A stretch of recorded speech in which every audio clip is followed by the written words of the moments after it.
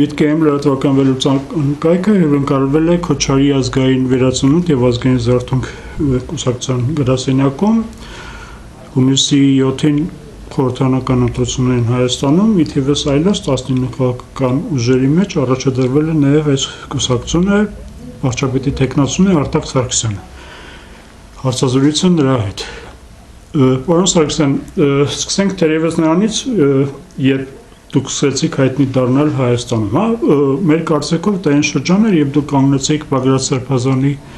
կողքը, ինչ ներդրում ունեցաք եւ ինչու այդ պայքարը հաջողությամբ չփսակվեց։ Նախ շնորհակալ եմ, որ պատիվը մեր համար, որ այստեղ մենք ձեզ հյուրընկալում ենք, սիրով մասնակցում ենք այս հարցազրույցին։ Ես կասեմ, որ Բագրատ Գալստանյան, հա, իրանք Սրբազան։ Դուք Սրբազան կասեք, ես չեմ անդրադառնա, քանի որ մարդը կալանքի տակ է, իր պաշտպանության համար չի կարող խոսել, թողենք այդ մասը։ Մենք միացել ենք ժողովրդի շարժմանը եւ եթե տեսել եք այն հոլովակը քննչականի դիմաց, որ միանում ենք ժողովրդի շարժմանը, Մեզ հարց են տալիս եկել եք հատուկ որ միանակ Բագրատ Գալստանյան, մենք ասում ենք ոչ եկել ենք մեր շարժումը սկսենք, բայց տեսնում ենք որ կա ժողովրդական շարժում, միանում ենք ժողովրդի շարժմանը։ Հիմա ինչի հաջողության չհասավ, նայած որ անկյունից եք նայում։ Այսինքն եթե ես ունեմ պոլիտեխնիկական կրթություն, եթե գլանին նայում եք վերևից, նա շրջանը, եթե կողքից եք նայում, դա ուղղանկյուն է, նրա ստվերը։ Հիմա այն գործը, որ իրենք անում էին, հաջողության հասավ, այսինքն կար արդար պայքար, կար ժողովրդի արդար ցանկություն եւ պետք էր այդ ցանկությունը սխալողությամբ ուղղորդել եւ մարեցնել։ Այսինքն նրանք հասան իրենց հաջողությանը եւ ասում եմ կարող են իրոք գիրք գրել թե ինչպես մարել ժողովրդական շարժումները, հա, դա կարա բռնապետների ձեռքի այդ ձեռնարկ դառնա։ Այսինքն Բագրատ Սրբազանի մեղքով մարեց։ Եվ մեկ էլ իմ հարցի մեջ ես ձևակերպեի ինչպիսին էր ձեր ներդրումը, դուք ինչ ներդրում ունեցաք պայքարի մեջ։ Մենք հիմնականում տալիս էինք խորհուրդներ, սկզբից մեզ թվում էր թե չեն հասկանում, հետո հասկացանք, որ չեն ուզում։ Մեր ներդրումը միայն խորհուրդներ էր, ինչպես խաղաղ ճանապարհով կատարվեր իշխանափոխություն, բայց նրանց նպատակը ուրիշ էր, կոմունիստական, բռնել, ջարդել, շարը գցել ժողովրդի վրա, որին որ մենք դեմ էինք եւ քանի որ դեմ էինք այդ շարժմանը, մեզ պետք էր այդ շարժումից մեկուսացնել եւ նրանք գտան ճանապարհը, մեկուսացրեցին, ձերբակալեցին, կալանքի տարան, հետո տնային կալանք, մի խոսքով։ Կներեք, որ երբ ասում եք նրանք ովքեր են, ում միացել եք, թե ում դեմ պայքարում եք։ Ում միացել եք, ես կասեի։ Բայց իրենք իրավասություն ունեն ձերբակալելու իրավական գործընթաց։ Իրավասություն չունեն ձերբակալելու, նրանք ուղղակի հանդիսանում են մեկ մարմին, կատարում էին, դեռ դեմքերը, իրական դեմքերը որ տեսնեք, այդ որ գաղտնի հանդիպումներ էր լինում, իրական դեմքերը որ տեսնեք, ես որ տեսա այդ դեմքերը, բանավեճի պես բան ստացվեց եւ որոշեցին, որ պետքա մեկուսացնել, քանի որ այս մարդը սկսել է ժողովրդին բացատրել շարժման իրական դրդապատճառները եւ հաթորի կռիվ էր, մի խոսքով էլ եմ ասում, մարդը կալանքի մեջ է, իր պաշտպանության համար չի կարող խոսել, ավելի լավ է անգլերեն I will hold my peace։ Ինչ էիք անում դրանից հետո, անմիջապես սկսեցիք ձևավորել կուսակցությունը։ Ոչ կալանքի տակ էի, մենք քաղաքական շարժման նպատակներ ունեինք դեռ Կենիայում եւ երևի որ թիվներ։ Կոնկրետ թիվը չեմ հիշում, բայց նստեցինք, եղբայրներով զրուցեցինք եւ որոշեցինք, որ մեր կրծեր եղբորը Արմանին պետքա վարկենք Հայաստան, որ ոչ թե արդեն ընկերներից կամ նորություններից իմանանք Հայաստանի վիճակը, այլ մենք ներսից իմանանք այդ inside story-ն, ինչա կատարվում իրոք, փայերեն այդ ղեկավարների եղբայրները, իրոք աստղերը փողով աբաժանվում, իրոք բանակ չկա եւ մեր եղբորը լինելով Քենիայում կապիտանի կոչումի, որը որ համապատասխանում Հայաստանի կապիտանի կոչումի, ուղարկեցինք Հայաստան բարձրագույն կրթությունով, նա անցավ ծառայության ներքին գործերում, հետո բանակում, հետո էլի երկրորդ բարձրագույն կրթությունը ստացավ իրավագիտություն, հետո դարձավ երկու հատուկ ջոկատայինների ստեղծողը, եղավ ժամանակավոր պաշտոնակատար, մինչև մեզ ձերբակալեցին, հասկացան մեր եղբայրն է, իրան անչափես հանեցին։ Մենք պայքարի մեջ վաղուց էինք ցանկանում մտնել, իհարկե չենք տեսնում դրսից, որ Հայաստանի ինքնիշխան տարածքները վտանգված է, տեսնում ենք, որ ժողովրդի կյանքը չի լավանում եւ լինելով Քենիայում, ասենք, իշխանություն, այդ մեծաքանակ ազգի մեջ լավացնելով նրանց կյանքը, վերացնելով, ասենք, այդ սլամները, հայերեն չգիտեմ, սլամը ոնց է, այդ բնակության վայրերը, որ աղքատները ապրում են, մենք Մադար Էսլամի վերացնողն ենք եղել, 1 միլիոն մարդու տներ ենք կառուցել, որը որ փոքրուց մենք լսել ենք, որ տուֆը միայն Հայաստանում է, բայց Կենիայում այնքան տուֆ կա ու ասենք այնքան էժան առանց ֆունդամենտի տներ էինք կառուցում եւ տալիս էինք այդ մարդկանց, վերացրեցինք այդ սլամը, հետևում էինք, որ այդ մարդիկ այդ տունը ապրեն, կյանքում նրանք սեփականության վկայական չունեին, ստացան սեփականության վկայական, հետևում էինք, որ այդ տները հանկարծ վարձով չտրվեն։ Դա մասնավոր բիզնես էր։ Ոչ, դա պետական քաղաքականություն էր։ Ես չի ասի, որ պետական իհարկե նախագահի անունը այնտեղ շեշտվում էր, բայց դա մեր անձնական, ասենք, կներեք,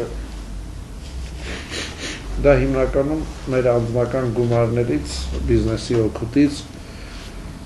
ներդրում էր եւ իհարկե մենք լինելով բարեկամական կապերի հետ նախագահի անունը շեշտում էինք, որ նախագահի հովանավորությամբ եւ օրհնությամբ ենք կատարում դա, քանի որ վերադառնանք Հայաստան ձեր թույլտվությամբ, բանը այդ Երևանից սկսեցիք նախաձեռնել Քոչարի կուսակցությունը, ես գիտեմ, որ մեծ դժվարություն եք ունեցել գրանցման հարցում։ Այո, կալանքի տակ էի, երևի քանիս տնային կալանքի տակ եղա 4 ամիս, սկզբից առանց այլ անձանց հետ շփվելու իրավունքի, հետո թողեցին տնային կալանք, երևի եւս 2 ամիս այլ անձանց հետ շփվելու հնարավորությամբ, արդեն այդ ժամանակ սկսեցինք մտածել, որ էլ պետք չի միանալ ոչ մի շարժումների եւ ժողովրդից էլ պահանջ կար, որ ինչի եք միանում սրան նրան, ժողովրդի լեզվով ասած այդ բոլորը փչացած են, եկեք դուք մաքուր ուժ եք, ստեղծեք ձեր քաղաքական ուժը եւ հետազոտելով Հայաստանի ընտրական օրենսգիրքը, որ միայն կուսակցությունները կարող են մասնակցել, անհատները չեն կարող մասնակցել, որոշեցինք ստեղծել կուսակցություն եւ իրոք համարյա թե տարի չէր գրացվում կուսակցությունը, այնտեղ տարբեր մեր փաստաբանին էին առել, նա էր մեզ խափում, առել էին, վախեցրել էին, ես չեմ կարող ասեմ, նա էր մեզ խափում, հասավ նրան, որ ով է փաստաբանը։ Որոշել ենք անունը չասենք եւ գնացինք, ինքներս սկսեցինք հետևել պետռեգիստրում, տեսանք, որ թղթեր ենք ներս տալիս, 2 օրից թղթերը հետա վերցնում փաստաբանը, մեզ էլ 8-րդ օրն է զանգում, չնայած որ արագացած ընթացակարգով էր վճարված, 8-րդ օրը զանգում մեզ, ասում է պետռեգիստրը զանգեց, անընթեռնելի փաստաթղթեր կան, մի խոսքով այսպես համարյա թե տարի գալու էր այն ժամանակ, որ տարին լրանար եւ մեզ օրենքի պահանջով ասելու էին նոր համագումար արեք։ Բայց ոնց որ սրտներս վկայեց, գնացինք պետրեգիստր, աշխատակիցները, մատյանները բերեցին, տեսնում ենք մուտք արած, 2 օրից թղթերը հետ վերադարձված, մի խոսքով գրանցվեց։ Հետո հաշիվները չէին բացում եւ կենտրոնական ընտրական հանձնաժողովը փակուղու մեջ էր, չէին կարողանում ապահովել հավասար եւ արդար պայմաններ բոլոր ընտրությունների մասնակցող սուբյեկտների համար։ Ես առաջ եկա առաջարկով, ասացի դուք փակուղու մեջ եք, ոչ մի լուծում չեք կարող տալ, կենտրոնական ընտրական հանձնաժողով, կենտրոնական բանկ, կոռուպցիայի կանխարգելման հանձնաժողով։ 3 կառույցները ասում են պարոն Սարգսյան աշխատում ենք, անում ենք, ասեցի լավ փակուղու մեջ եք, եկեք թույլատրություն տվեք 7.5 միլիոն գրավը վճարեմ իմ անձնական հաշվից։ Մի անգամից համաձայնվեցին, ասեցի կոռուպցիա կարող է դա համարվի, ասեցին կարող է, կոռուպցիայի կանխարգելումը զանգեց, ասեց պարոն Սարգսյան, մենք ձեզ թույլատրում ենք վճարեք, ուրբաթ էր, ես ասեցի չէ, ես ձեր խոսքերին չեմ կարող հավատամ, գրավոր նամակ գրեք, գրավոր նրանք պատասխանեցին, որ այո, թույլատրում են, կներեք, ես ալերգիան, որ երկար ժամանակ Հայաստան չեմ ապրել։ Նրանք նամակը տվեցին եւ կենտրոնական ընտրական հանձնաժողովը նիստ անում, արտահերտ նիստ այն օրը, որ հաջորդ օրը գալիս էր տոներ, այսինքն ոնց որ թե մայիսի 1-ն էր գալիս, թե ինչ, 5-րդ տոն էր դրանից հետո, մինչև երկուշաբթի տոն էր եւ մեզ ասում է 48 ժամ ենք տալիս, որպեսզի դուք վճարեք։ Այսինքն իրանք փակուղու մեջ էին, իրանք ձև չունեին, ես առաջարկեցի, հենց իմացան նամակը վերցրել եմ, նիստը ժամը 4-ին է։ 4:30 բանկերը փակում են, նիստի ժամանակ դնում են հարցերը, ես ասում եմ ողջամիտ ժամանակ տվեք, վաղվանից ոչ աշխատանքային օրերը, մինչև երկուշաբթի, որպեսզի կարողանանք այդ վճարումը կատարենք։ Նրանք ասում են ոչ, բանկերը վաղ աշխատում է, կարող եք գնաք, վճարել, գիտեմ, որ սուտ են խոսում, բանկերը պարադին, շքերտին էին մասնակցում, բանկերը փակեր, պետք է գնանք օդանավական, ընդեղ էլ 2 բանկեր Արչին, Կոնվերս, երկուսն էլ մեզ մերժել էին, մեր դեմքը տեսավ Արչինը մերժեց, Կոնվերսը փողը վերցրեց, պետրեգիստրը տեսավ, սկսեցին զանգերը, էլի սկսեցին մերժել, բայց չենք կարող, 3 շաբթի եկեք, մի խոսքով քաշքշուկներ, Կոնվերս բանկին ասացին կամ ոստիկան ու լրագրողագալի կամ վերադարձնում եք, վերադարձեցին իջանք Արչին բանկ, արդեն հերթափոխ էր փոխվել, աղջիկերքից մեկը առանց զանգի թողեց վճարումը արեցին, եթե զանգեք չէին թողելու։ Այդ վիճաբանությունը, որ ընդեղ կատարում էր, եւ նրանք ասում են 3 օրացուցային օրում կարող եք այս որոշումը փոխարկել։ Այսինքն 3 օրացուցային օրը էլի գալիս էր ոչ աշխատանքային, ձեզ դնում են մի իրավիճակում, որ դուք դուրս եք մնում։ Մի խոսքով, Աստծո օրհնությամբ, օգնությամբ կատարվեց վճարումները, չէին սպասում։ Հիմա եկավ մեկ ուրիշ հարց, ասենք։ Էլի խնդիր կար։ Հա, եկավ հարց, որ հաշիվները բացված չի, կոռուպցիայի կանխարգելումը, կենտրոնական ընտրականը արդեն չեն կարողանում թույլատրություն տալ, որպեսզի այդ հիմնադրային հաշվի փոխարեն ես օգտագործեմ իմ անձնական հաշիվը։ Կենտրոնական բանկը, ասում է կենտրոնական ընտրական հանձնաժողովը պետք է անի, կենտրոնական ընտրական հանձնաժողովը ասում է կենտրոնական բանկը պետք է անի, էլի փակուղի, մենք պատրաստեցինք թղթերը, որպեսզի դիմենք դատարան ընտրաշավը հետաձգելու համար։ Վերջին օրն էր եւ անսպասելի բոլորիս ՎՏԲ-ն զանգեց, ասեց մենք ձեր հաշիվները կբացենք։ Հետո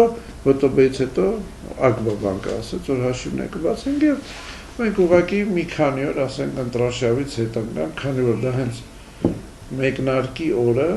մեզ ասեցին հաշիվ, բացեցին հաշիվները, սկսեցինք քարոզարշավը մի քանի օր ուշացումով։ Ինչու Քոչարի։ Շատ լավ Պարի հետ եք ասում, նաև լոգոն։ Տեսեք, Քոչարին ոչ միայն պարա, Քոչարին իրոք եղել է քրիստոնեությունից առաջ մոգական ծիսակատարություն չար ոգիներին հայկական բարձրաբարդակից վրընդելու համար։ Ես տեսնում եմ այս չար հոգիները, որ այսօր կուտակվել են կուսակցությունների անուններով, իշխանության անունով, եւ դրանց պետք է վրընդել այս հայկական բարձրաբարդակից, նա շատ նշանակություններ ունի, դա միասնության սիմվոլ է, դա դասակարգային հավասարության սիմվոլ է, այսինքն հարուստ աղքատ ձեռի ուսուսի պարել են, դա դեմոկրատական ցենտրալիզմն է, որը որ միացնել չմիացող բան է, այսինքն Քոչարին սիմվոլ է, խորհրդանիշ է, որ մարդու ընդգրկվածության աստիճանով տարբեր նշանակություն ունի։ Ինչպես է ընթանում քարոզարշավը, որքանով քաղաքակիրթ։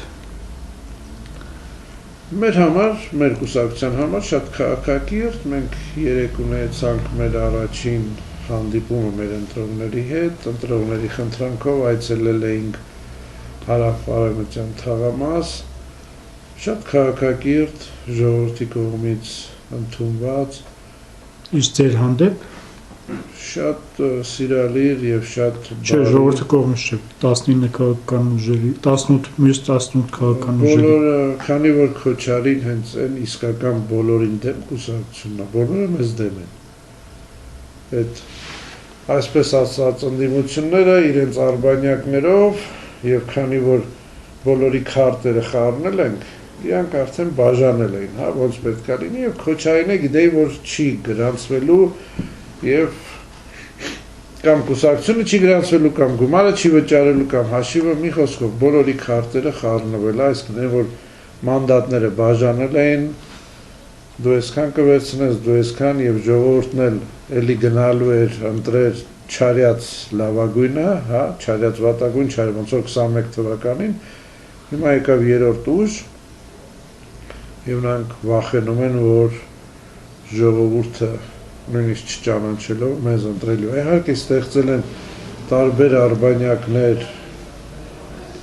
ասենք մենք լինելով իրական բոլորին դեմ, նրանք ստեղծում են բոլորին դեմ 5000 դրամանոց ու ղազագրերով կուսակցություններ, հա, ասենք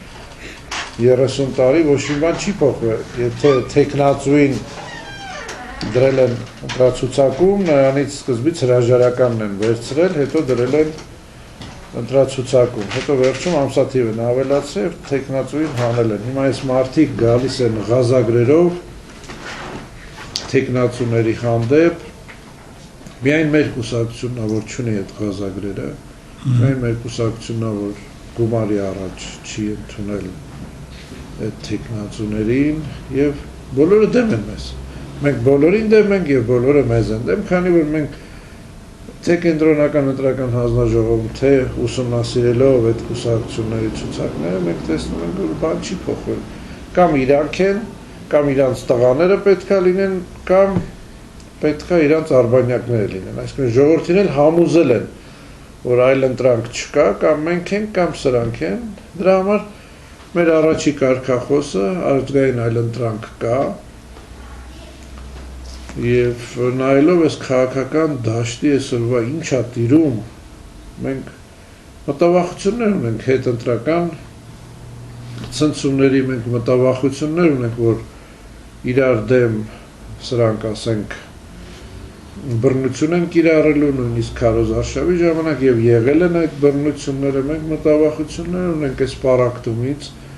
որ ազգը սարքել են, ասենք իբր ռուսամետ եւ արևմտամետ, իբր արևմտամետ, մենք մտավախություն ունենք, որ այս ընտրությունները դարձել է աշխարհաքաղաքական բևեռների թատերաբեմ եւ բախման կետ, այս ուժերը դարձել են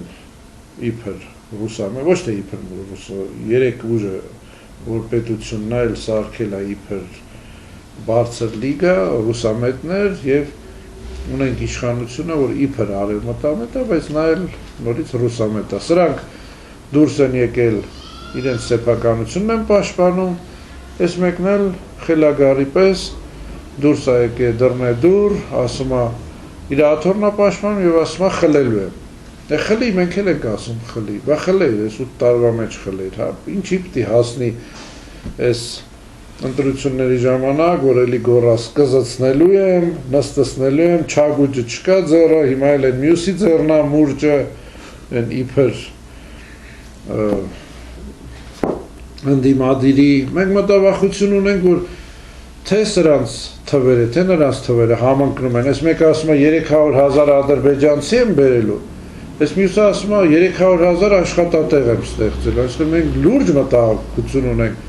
այդ աշխատատեղերը դու 300,000 ադրբեջանցիների համար ես ստեղծելու, թե ում համար, ինչի համար այդ թվերը այտենց համընկնում, հա, աշխատատեղ Հայաստանում լիքն է, որ խանութի դիմացով քայլես, որ ասենք այդ լիստեյի հայտարարությունը բացես, աշխատատեղ է, ես աշխատող եմ ուզում իմ ձկնաբուծարանի համար, ես չգտա հնդիկ տարա, հասկանում եք այն ժամ միջև ձերբակալությունը։ Ուզում ասեմ աշխատատեղ լիքն է Հայաստանում, մարդիկ դուրս են եկել այս երկրից, քանի որ չեն տեսել անվտանգություն իրենց երեխաների համար, մարդիկ չեն տեսել, ասենք, ապագա իրենց երեխաների համար եւ թողը դուրս են եկել, աշխատատեղ ստեղծել պետք չի, պետք է պայմաններ ստեղծես, որ մարդիկ վերադառնան իրենց բնորանը եւ աշխատեն։ Ասում եմ լուրջ մտահոգություն է այդ 300,000-ի այդ համընկնելը, մենք տեսել ենք այդ մարդը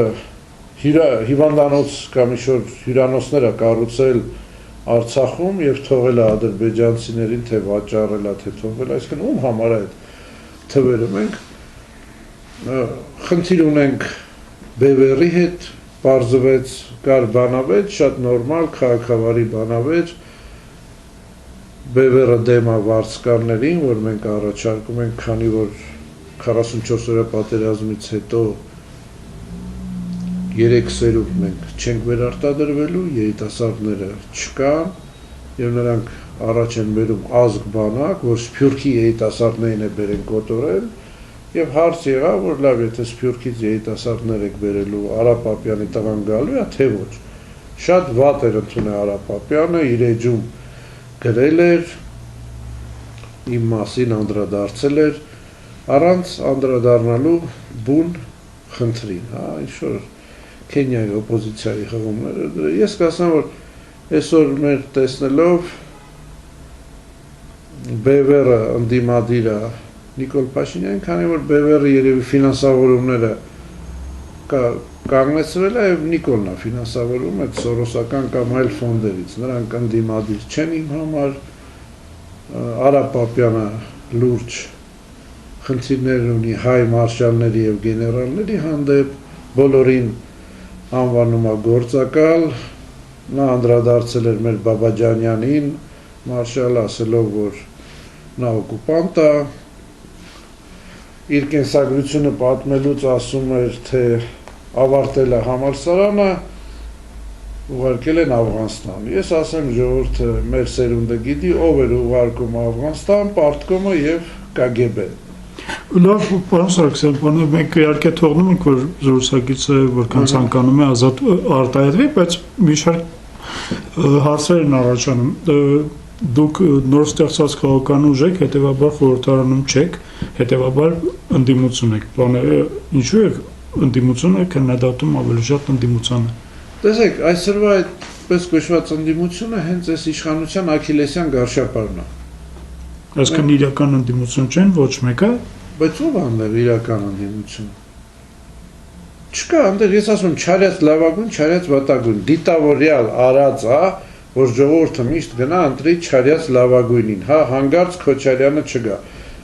Լևոնը չլինի ով ուզում է լինի, Քոչյանը չլինի ով ուզում է լինի, Սերժը չլինի ով ուզում է լինի, հիմա Նիկոլը չլինի ով ուզում է լինի, հասկանում եք, այդ չարյաց լավագույն, չարյաց վատագույնի ընտրության են ժողովրդին բրդում, որ ժողովուրդ ջան, տեսեք, այլ ընտրանք չկա, եւ հենց դա է հարցը, որ ես ասում եմ, մենք հենց այդ կներեք, այլ ընտրանքն է, որ ժողովուրդը հիմա տեսնում է եւ նրանց քարտերը խառնում է։ Ինչ ընդդիմությունից ենք խոսում։ Ընդդիմությունին թվում է, ընդդիմությանը, հա, թվում է, թե երբ որ իշխանությունը ձախողում է, նրանք պատասխանատվության չեն ենթարկում։ Ոչ, ամբողջ իշխանությունն է պատասխանատվության ենթարկում եւ նրանք էլ հենց այս իշխանության հետ Արցախի հարցի ձախողում, աղքատություն, կառավարվող աղքատություն, տարբեր անվտանգության, տարբեր հարցերում սրանք ձախողել են եւ մեր ծրագրերից մեկն է, որ այս ազգային ժողովը թոշակներից զրկվելու է։ Սրանք իրավունք չունեն թոշակ ստանան, սրանք ոչ մի գործ չեն արել։ Այնտեղ մարդ կա ջահել, այսինքն այս մեր հարկերից պետք է մենք սպասենք, երբ այդ մարդը մեռնելու մի 60-70 տարի թոշակ տա։ Պարգևավճարներ են ստանում, ինչի հաշվին են ստանում, ինչի համար են ստանում, ինչ գործ են արել, ազգային ժողովը այս 8 տարվա մեջ ինչ նախագիծ է դրել, ինչ օրենք են ընդունել, որ մինչև հիմա ասենք կատարվում է, աղի օրենք։ Լավ, իսկ իշխանությունը քննադատելու տեղ չունի, ինչ է քննադատում Շատ են քննադատում իշխանությանը, շատ են քննադատում, նրանց ամբողջ ձախողումներն են քննադատում, մերպես քննադատող չկա, սկսած 44 օրյայից քննադատում են, որ չթողեցին վարձկաններ բերել, օրենք ընդունեցին, այդ զոհվածների ընտանիքների հետ շփվում ենք, մարդը հասկանում է, որ կարար իր երեխին չզոհվեր, մարդը հասկանում է, որ իր երեխին կարար անհետ կորած չլինի, մենք շատ են քննադատում, բայց մենք ճիշտ ձևն ենք ասում, մենք ճիշտ ենք ասում ոնց է Արցախը հանձնվել, մենք ճիշտ ենք ասում, որ դուրս են գալիս զինվորականները, մենք այնց հզոր բանակ ունենք, ինչ հզոր բանակ։ Մեր թմի մեջ բազում սպաներ կան, ով որ